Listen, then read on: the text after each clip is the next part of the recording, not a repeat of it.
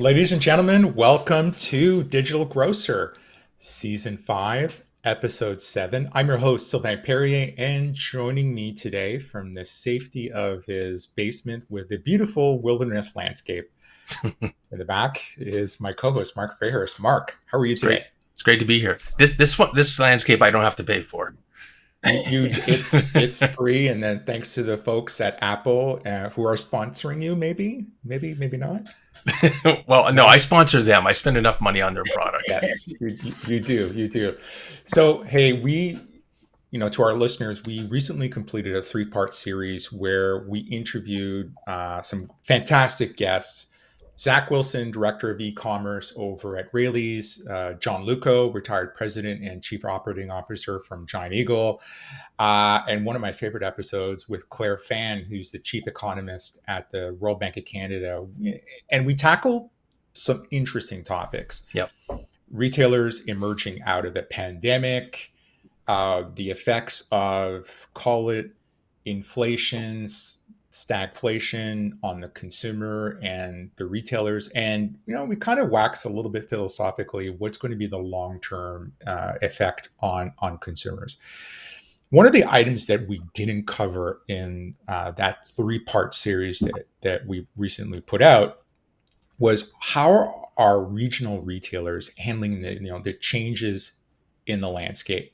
Yep. And all of this while competing, and Mark and I, you and I talk about this a lot, is competing against the likes of the Walmarts and the Krogers and the large, tier ones in the United States, which on any day isn't easy.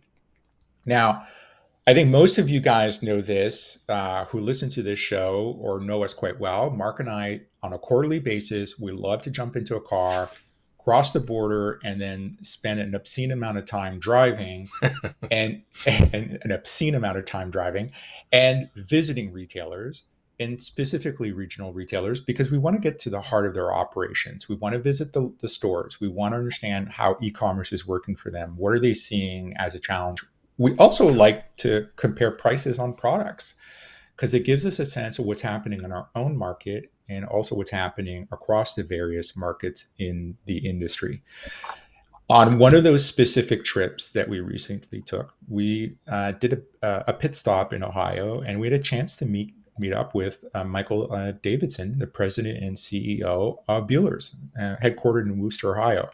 Funny story, our second chairman, which we dearly missed, Bernie Nisker, was actually a semi-pro baseball player and lived in Worcester, Ohio. And I actually drove him, my first time going to Worcester, I drove him back to kind of visit some old friends. Now, for those of you who are not familiar with Buehler's, they were founded in 1929. They operate 13 locations that service the northeastern part of Ohio. And Michael is a tenured executive who, prior to joining Buehler's, worked for such retailers as Price Chopper, Marsh Supermarkets, and Tops. And he was recently appointed to Buehler's board of directors. And I want to welcome Michael to our show today. Hi, Mike. Good morning. Good morning, Mark. Good morning, Sylvain. How are you guys doing? Fantastic. It is a pleasure having you on our show. Now, we have some great questions lined up for you to kind of help educate our audience. Let's just jump right into it. Mike, what are regional retailers like Buehler's doing to minimize the impact of inflation, stagflation on their customers? Yeah, well, Sylvain, great question. And listen, the beauty of being a regional retailer and competing versus tier one retailers is that we have a great toolbox, to help our customers through all situations. And as we deal with inflation, during the last 12 months or so, we have a great toolbox. And I think the most important thing we can do, Sylvain, is to be an advocate of our customers. The beauty of being a regional operator is that we understand who our customers are. We understand what they're going through each and every day. So, when I say be an advocate of our customers, we saw inflation coming. We started seeing our costs move up. And as we know the necessity to pass those, increases on, but we also know where our customers are.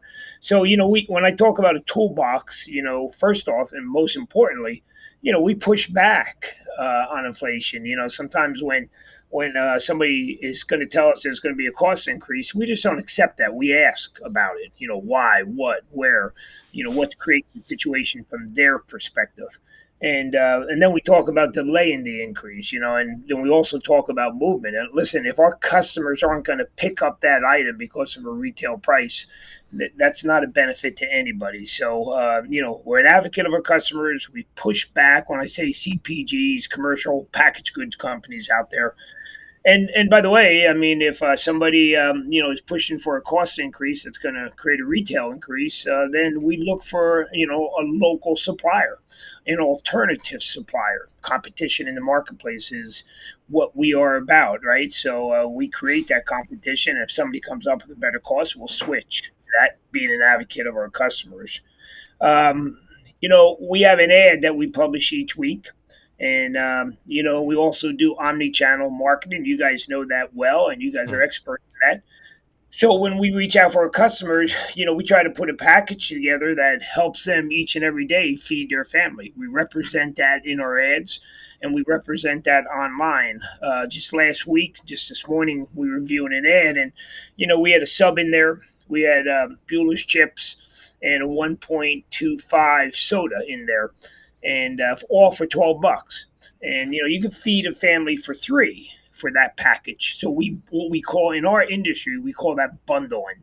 So we try to put deals together for our customers, and by the way, in store display them. So when they come in there, they see that that's a great deal. If you can feed a family for three for $12, I mean, that did well for us, and we continue to do that with many items from bundling. We're a one-stop shopping environment here at Buehler's. You guys take the time to be out. And by the way, Sylvain, how did you get across the border? That's probably the most difficult thing. It was reverse smuggling. Reverse smuggling, I think, is the easiest way I can explain it. Yeah, we're one stop. Buehler's. We're fortunate to have stores that allows our customers to come in and do their shopping. And with the price of fuel in the United States and worldwide right now, customers are seeking that. We see that in our numbers, right? That that trips are down a bit. Customers are trying to consolidate trips and be more efficient when they're out in the marketplace. So they're able to come in by health and beauty aids. We have GM, certainly have Fresh. We have certainly center store products. So we really try to focus on that. By the way, we are a company that has a loyalty program. And our loyalty program is really a good program. The more you buy, I mean, if you buy $500, you get $10 back. And anytime someone's giving you $10 back, and on a shopping experience, you feel pretty good. You also can take our loyalty program. If you don't want the dollars, you could get fuel, at local stations, speedway stations. And we make sure our customers understand that, so it's no benefit. It's a great benefit for everybody when you pull up at that gas pump and you say, yeah, I want to use my fuel points, and that price drops from whatever, $4.50 down to $4 a gallon. That's a nice savings for customers, and they see that. So, by the way, online shopping, omni-channel, you heard me talk about the deals we put on there. But again, just savings for customers. We see more and more of interesting dynamics. You guys know this. We talked about it when you visit us.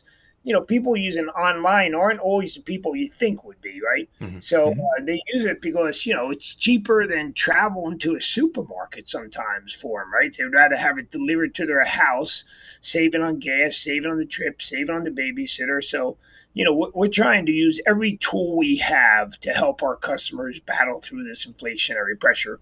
And then finally, private label. I think with the guests you've had in your last three podcasts, I'm sure someone spoke about that. But private label, we have a great program, our family, that allows our customers to buy cheap product that's as good as a national brand at a better retail.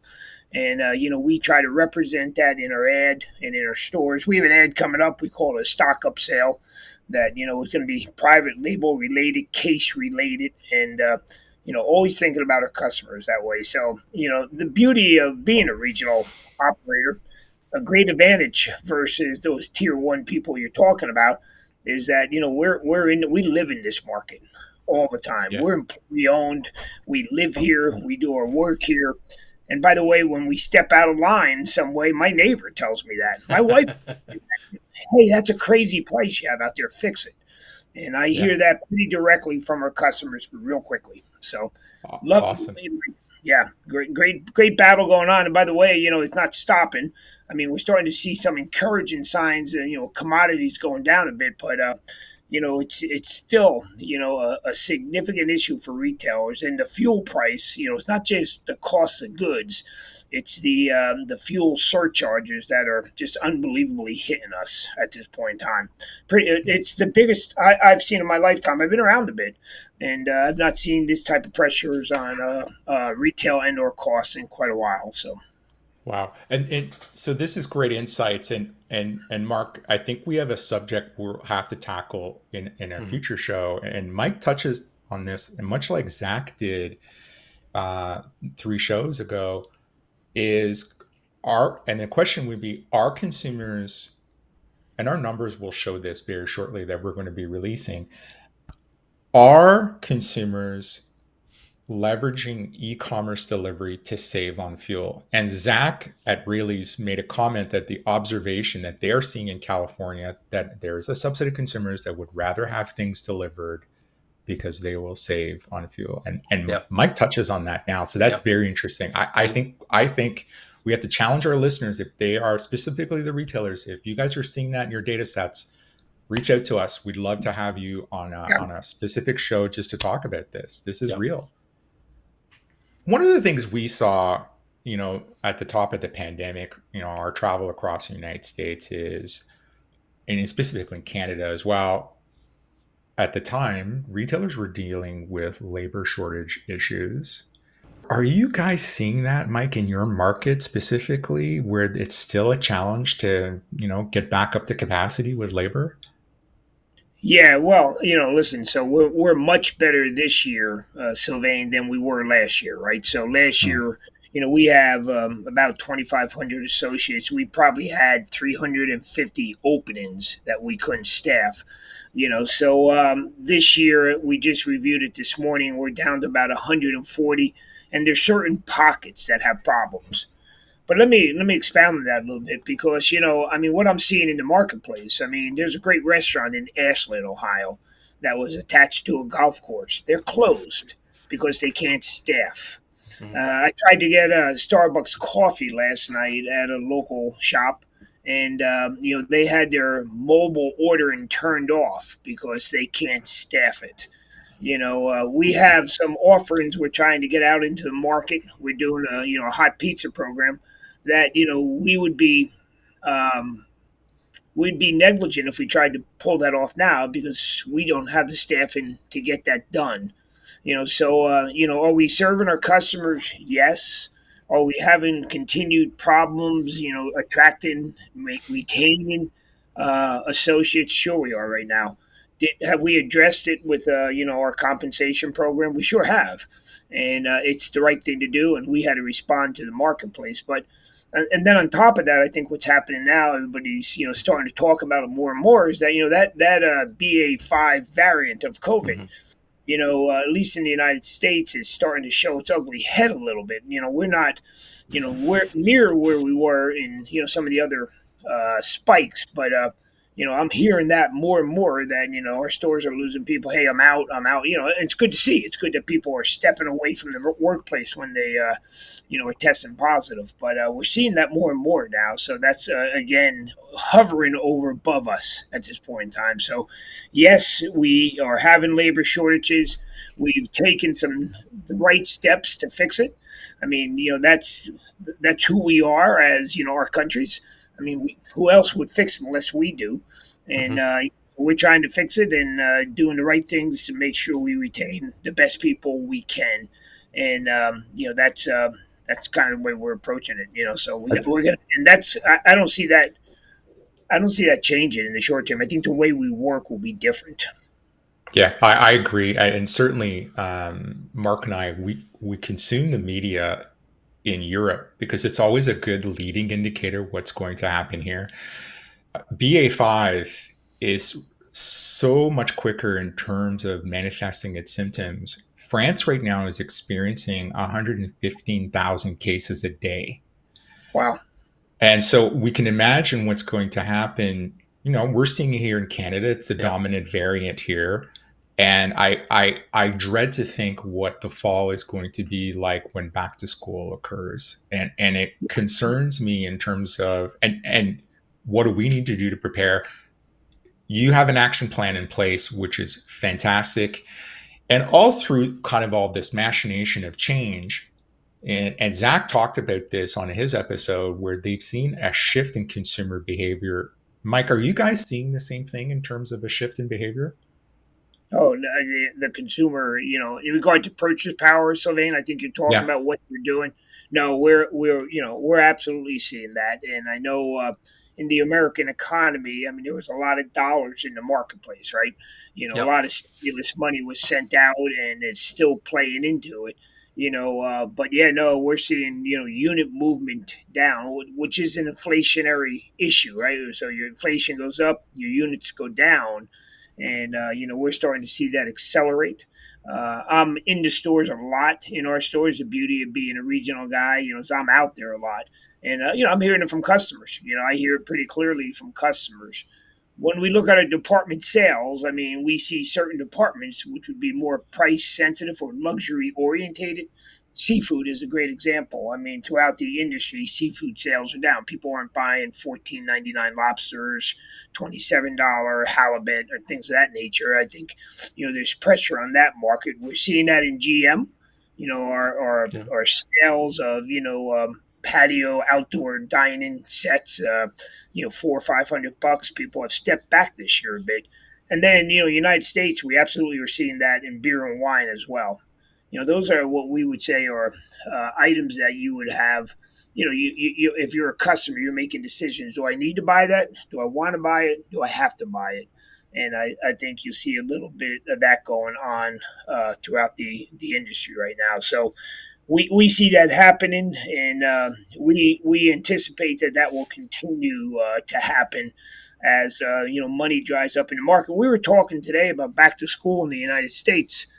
Last year during the pandemic, last couple of years, our government, paid for everybody to have a free lunch while they attended public schools. Everybody, had free lunch. Well, that ended this year.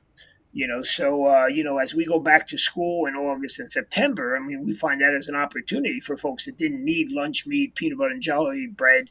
Now they need it again because the free lunch isn't going to be there this year. So we see behavior changing, no doubt about it, and then certainly generational as well. Ready to eat foods. People are busy; they're back to work, and I think that's the meal deal I talked about. Hey, how do I get a meal to the table that I'm not spending, $50 on, right? I went to a sub spot the other day and, I had a couple subs and it was, $37 for Yeah. two subs. That's pushing people in a different way. You start, whoa, wait a minute, that's pretty Yeah. expensive, right? Yeah, that's expensive. And it's interesting you touch on that. Kind of leads to the next question. And we tackled this with our the RBC economist that we had on the last show. You know, it's clear that the climate right now is challenging in Canada. There was a recent announcement that interest rates have gone up by 0.75, so 3/4 of a percentage point, and retailers are about to go into planning for 2023.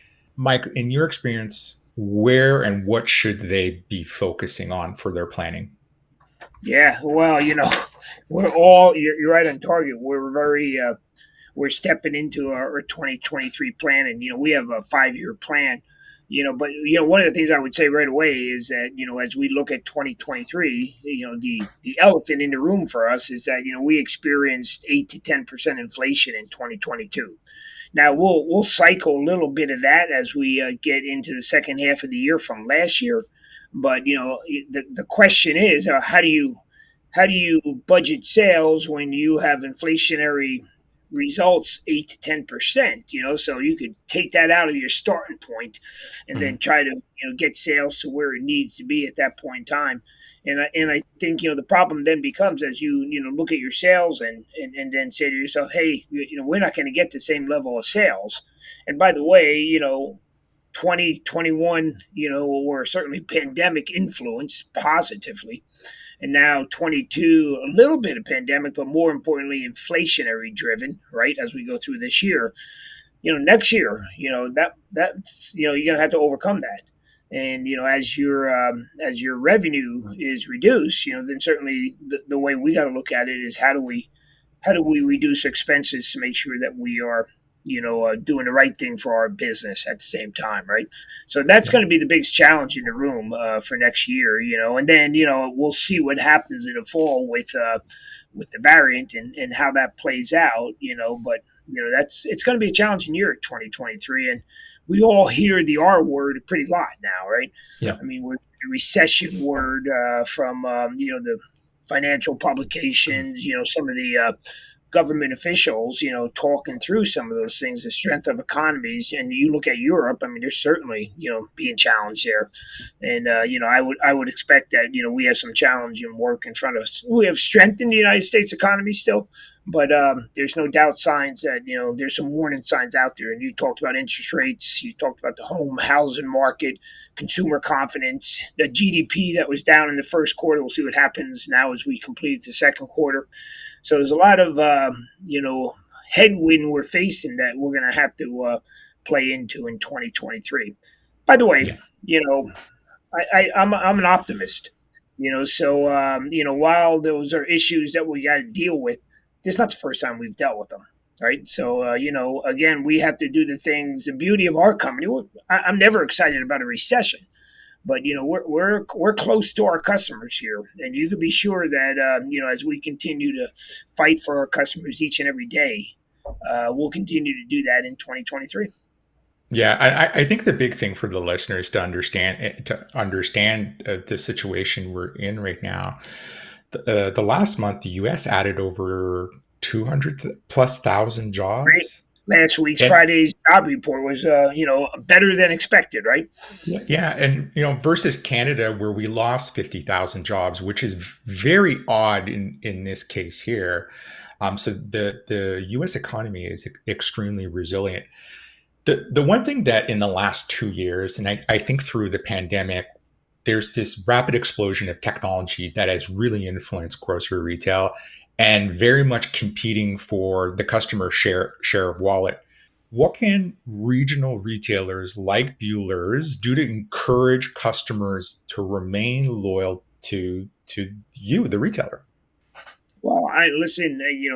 I really enjoyed the time we spent together, Mark and Sylvain, and we all talked about that. I think the most important thing for us is to be where they are. You understand what I'm saying?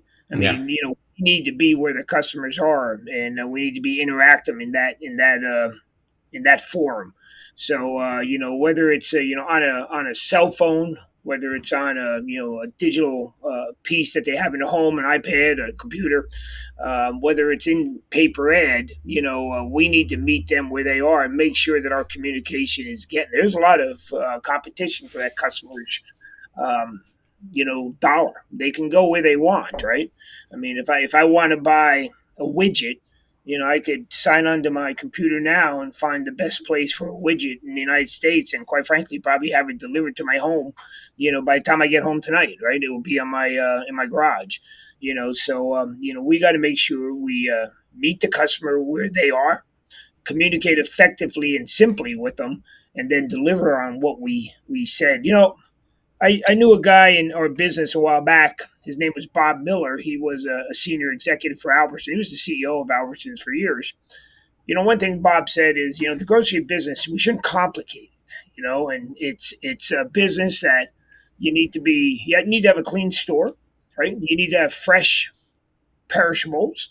You need to be in stock. You need to service your customer, and you need to have reasonable prices. And I think if you do those 4 or 5 things and do them all well, I think our customers and the customers see that.